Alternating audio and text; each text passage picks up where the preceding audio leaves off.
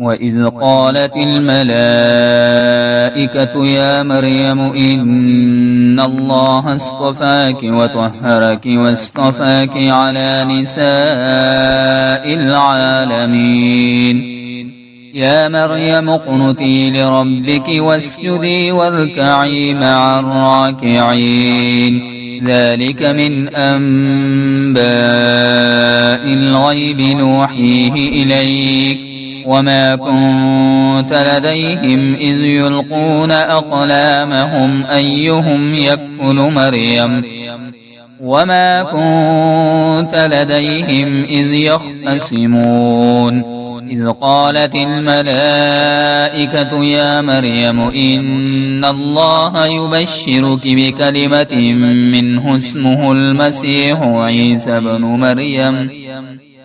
منه اسمه المسيح عيسى بن مريم وجيها في الدنيا والآخرة ومن المقربين ويكلم الناس في المهد وكهلا ومن الصالحين قالت رب أنى يكون لي ولد ولم يمسسني بشر قال كذلك الله يخلق ما يشاء إذا قضى أمرا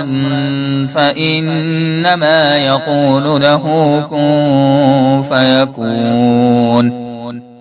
ويعلمه الكتاب والحكمة والتوراة والإنجيل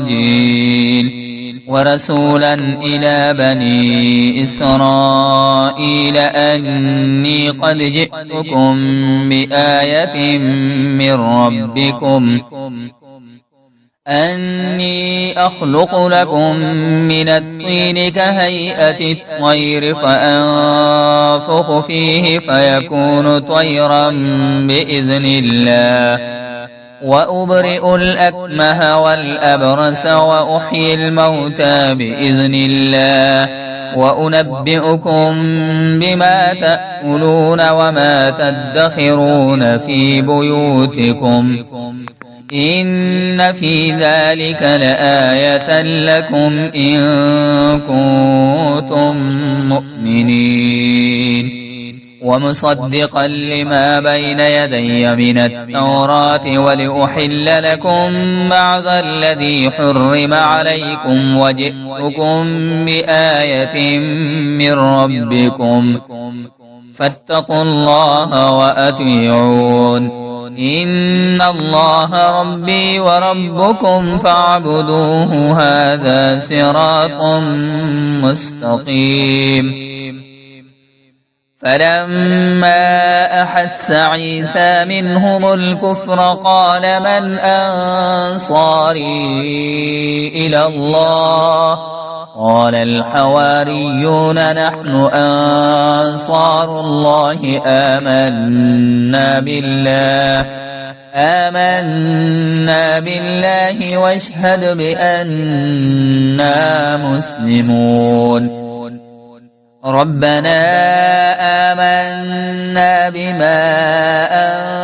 أنزلت واتبعنا الرسول فاكتبنا مع الشاهدين ومكروا ومكر الله والله خير الماكرين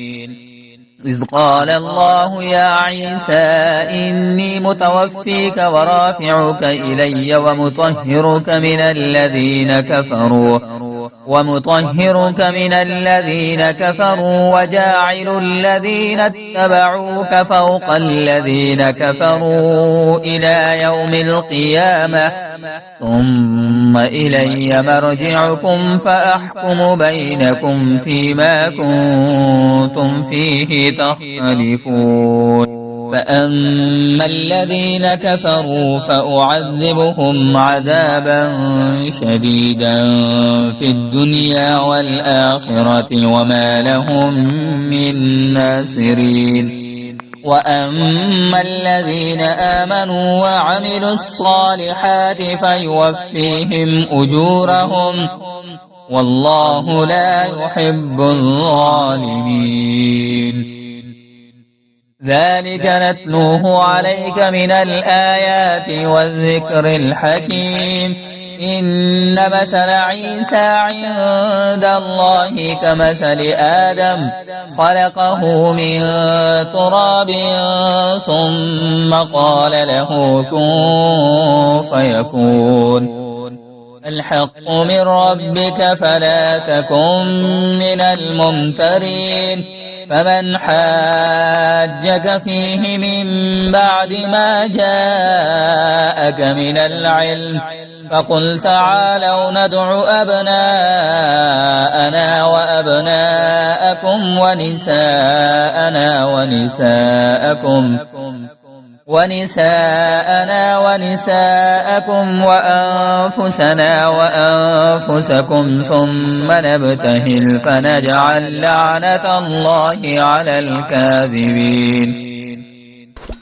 إن هذا لهو القصص الحق وما من إله إلا الله وإن الله لهو العزيز الحكيم